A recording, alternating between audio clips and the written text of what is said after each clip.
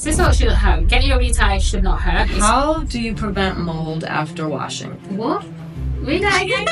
Is that even an issue that we have? It is a thing. So I had a client come in and like she was watching Instagram and a video came up and it was of you with a hair one, right? Curling one. And she was like, oh my goodness, TK, right? Is this allowed? And I was like, what? So how much does it cost? That's another question that I'll create actually. Like people say, oh, does Jasmine T said, whenever I have a client come for a consultation, they ask me that question, right? 9 out of 10 times we don't move forward. That I actually don't end up locking your hair because that question tells me that you're not really 100% ready to get locked. God is within her, she will not fall. God will help her at the break of day. Psalms 46:5. So as you guys can see, I am in desperate need of a retightening. Yay! Okay, I'm coming back.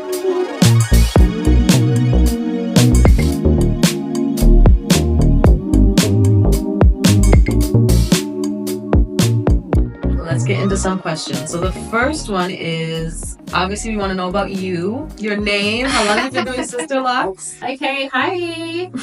I'm TK. So my business is called Pretty Locks California. I've been doing Sisterlocks for about almost 7 years now. Literally, I do it in London. So I've got 2 Instagram pages, Pretty Locks London, and we have Pretty Locks California. Yeah, this is my thing. I love doing locks. It's either Sisterlocks or Microlocs, and it's literally the best thing. One thing I do want to address is like, why don't I have locks? So I did have locks. My locks were so beautiful. I literally just cut them off like maybe 2 weeks ago, and that was because I had to do a scalp surgery. I literally cried. Like, my locks were beautiful. Oh, sorry. I know. But the good thing is, hair grows. Exactly. Sorry, TK, could you tell the story So I again? had a client come in and like she was getting her hair retied and then watching Instagram, and a video came up and it was of you with a hair one, right? Curling one. And she was like, oh my goodness, TK, right? Is this allowed? And I was like, well, technically, yes and no. Yes. Yes. You can do it as long as like the heat, the curling one or iron isn't like super hot.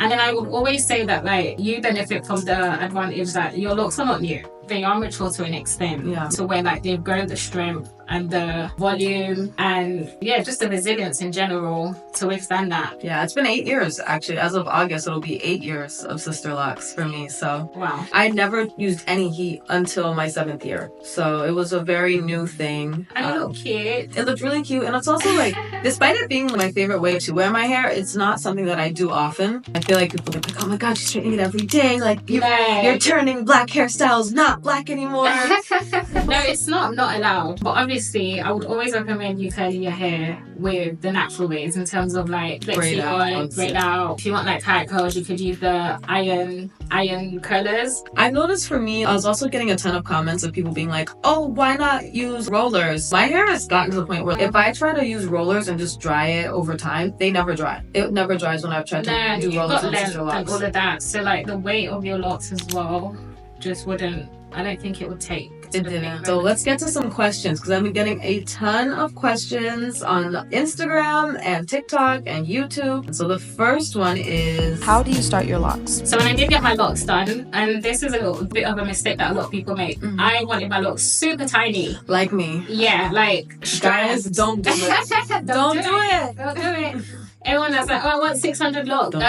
My hair's super thin naturally, so like having like really, really skinny, slim lock wasn't a good idea for me because over time as my locks started to get thicker, the base wasn't healthy.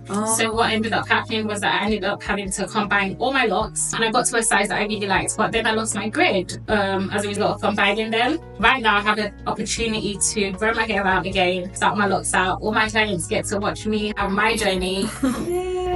Well, thank you for sharing that with us. I think a lot of people can relate to, especially when you start Sisterlocks. Your loctician oftentimes doesn't really tell you a lot of stuff. She's just like, yeah, come sit in my chair and get these locks. Like, it's never like, hey, like maybe you shouldn't go too small, or it's very much like you get the service and that's it. And you learn things over time. But that's not me. I will let you know, like, no, we're not doing it that small. You might need to go to someone else because you're going to cry. Yes, I honestly want to cry whenever I have tightenings because it's just a lot. It's a lot on her. It's a lot on me. journey. And I don't think the look between having like 400 and 600 is that different. No, it's not. There's just the thing about, lock count, I want to have so many locks. No, it's about how much hair volume in terms of density do you have that can withstand how small the locks are over time. Exactly. And I think for me, the mistake that I made with my lock journey, sister lock journey, was that I don't think I went to enough consultants when I first started. I got my hair done by the first person who I saw. Like, I went to the website, I went to sisterlocks.com, and I saw that there were like trainees, and I saw that there were regular certified locticians, and I saw that there were R certified. And so would you be able to explain the difference between trainee or regular certified and R certified? Okay, so trainees are people who have literally just come out of the lock school. So like they've gone to school with the Sisterlocks company and they have done the course, they completed it. But as a trainee, you're required to do a certain amount of qualified clients. So I think it's about 3 or 4, and you have to do complete installs, like new installs, and submit the pictures and get certified basically. So like the Sisterlocks company will review your pictures and review all the different qualified clients that you've done in terms of like completed installs, and then decide on if you can become a certified loctician. So as a trainee, you probably charge a bit cheaper, and you're just basically like, I don't want to say an intern, but kind of, right? Because you've learned how to do it from school, but like you're learning the actual real life practice. So it gives you an opportunity to be certified as an actual sister loctician who's actually worked on people's heads. So certified loctician is someone who has passed a trainee test, like they've been reviewed, they've done all their qualified clients, and they've pretty much like qualified to be a certified loctician. So with a certified loctician, you'll probably get a bit more higher price and more experience. Obviously, they've probably been doing it for a few years and they know exactly what they're doing. Art certified is like the next step, so it's like the next level up, and I think that's when you have the right to train people how to do it. Yes. So that means you have training skills. So you've gone through training you've gone through training to teach people, basically qualified and certified to speak on it, teach it. Obviously, the higher up you go, the more you're able to charge, because it basically reflects on how experienced you are. So I would say the mistake for me was that actually I went with an R certified loctician. Okay. And she was not following the rules. And if you see this girl, I'm sorry. I'm not gonna say your name though.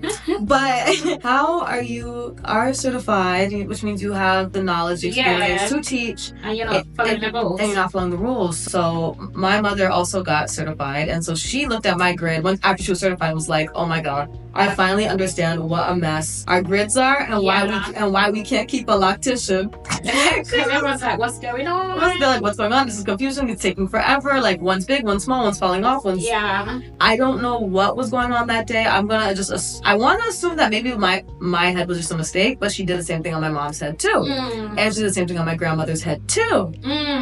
And so it was kind of a situation where, like, yes, you might think like, oh, because someone's older, they're more experienced, but I feel like maybe there's a drop-off point with experience where like you want to maybe get someone in the middle. Like, they've been doing it for a little while, they're fresher on the rules, you know. Maybe you don't want a trainee playing around on your head, so you go a little bit up. Or maybe you are willing to get someone who is a little less experienced, but will charge you a little bit less. But I think finding that right person for you and not going with the first person you meet. Yeah, you definitely want to do a few consultations. I feel like, shout out to my trainees. So I always say that, like, it's not always about the certification or the title. I agree. It's usually about the work. So I want to see your online portfolio. Do you have Instagram? Do you have pictures? Like, I need your Instagram to have videos. I need some form of online review. I need to see, like, just every type of vetting process. Do you get what I mean? I agree. And then you go the extra mile to the look and feel of the experience. So you go to the consultation, right? So you're not just looking for like who can do the hair. It's also who do you vibe with, because it's a long-term relationship. It's literally like a marriage. Literally. You don't want to keep copying locticians. You just want to stick with one, really and truly, right? So once you get installed, if you're going to pick someone, you need to like them, you need to vibe with them, the energy needs to be right, literally. So it has to be about the environment. Like, so when you go and get your hair done with them, when you go for your consultation, how do you feel when you sit in their chair? Do you feel safe? Do you feel warm? Are they approachable? Like, they might be the best loctician in the town, but like, if you're not comfortable while you're doing your hair, is it worth the long relationship? Do you get what I mean? It's so important. I have some horror stories from bouncing around when I first first got my locks and I just moved to Florida, it was super hard to find a loctician because I'm not gonna say it was the early days of Sisterlocks, but they kind of blown up, I think, with social media and stuff in the last 10 years. Yeah. But in that time period, it was only like the OG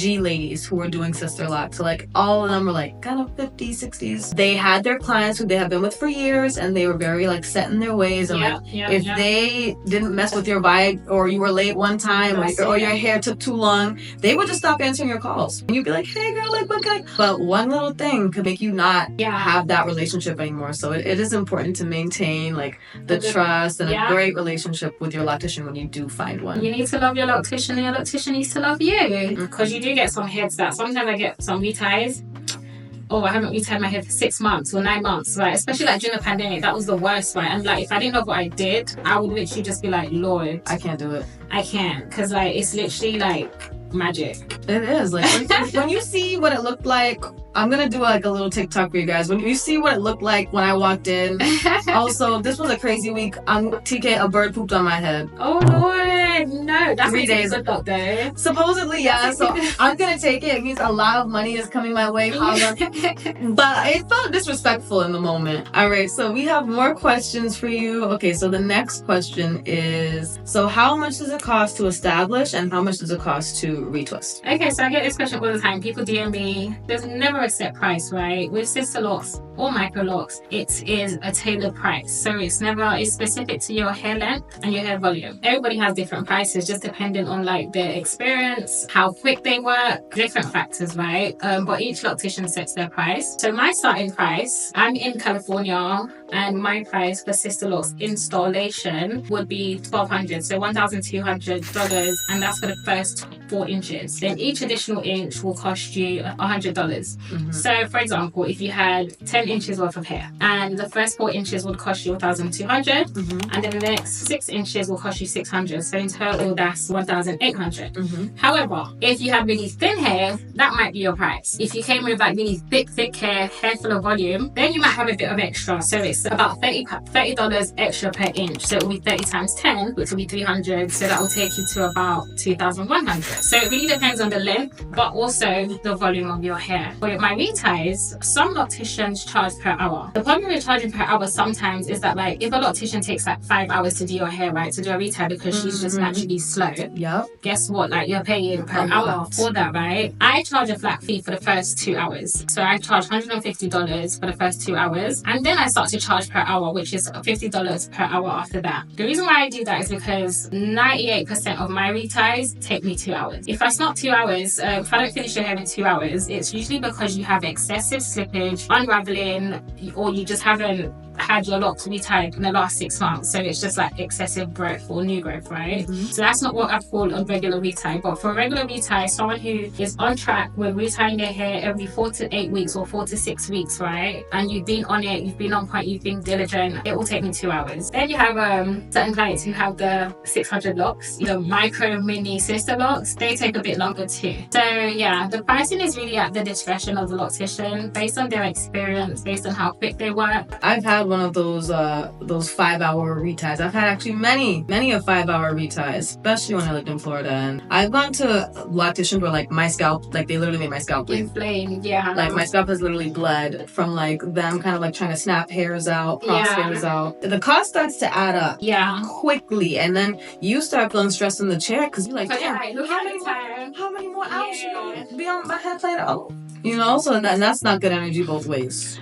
But then like if the loctician is legit like on your hair for the 4 hours, like non-stop working hard, right, then you can understand that like, okay, she does deserve to get paid for that, right? But you do have some locticians that will be pausing, answering the phone, going in and out, watching TV, taking a break, all of that, and then they're still charging you for that. I think that's ridiculous. Like that's not really fair. I think my girl should do a flat fee at that point. Like if we gonna be doing all that, just do a flat fee. That's another question that I'll create actually. Like people say, oh, does it hurt? It shouldn't. Sisterlocks shouldn't hurt. Getting your retie should not hurt. It's not a painful process. It's not like getting braids. And with an install, sometimes that feels, I don't want to say painful, it's uncomfortable or different, right? Because it's a new feeling. But like the moment I drop the lock, it should no longer hurt. Exactly. If it does, then it's just too tight. And I consider myself someone who's extremely tender-headed. So if I can sit and do this for 8 years, I think the rest of you guys can too. So, TK, how do you prevent mold after washing? And is that even an issue that we have? It is a thing. So I always say, right, the best way to ever prevent mold or like your hair smelling or just any form of like ick is to wash your hair in the morning before you go out. Because you can't use a blow dryer hair because like you can have it air dried, right? So I always say like wash your hair in the daytime and let the sun and natural air help you dry it. Because the thing is, when you wash your hair at night right before you sleep, it might seem dry after you towel dry it and like stay up for a bit, but your hair's never really completely dried for like an hour or two, right? So then if you go to bed and you wear your silk bonnet and you sleep in wet hair, it can cause molding over time if that's what you keep doing repetitively. So always like try and let it air dry with actual air, and the best way to do that is to do it before you go out. So this is another question. Hey beautiful, I was wondering if I ever get locks, could I comb/brush them out and start over with the length I still had? What? Read that again? What? Hey guys, thank you so much for watching. Make sure you stay tuned for part 2 where we dive into this question and so many more. And please don't forget to like, subscribe, and hit the bell so you never miss another video from me. See you soon.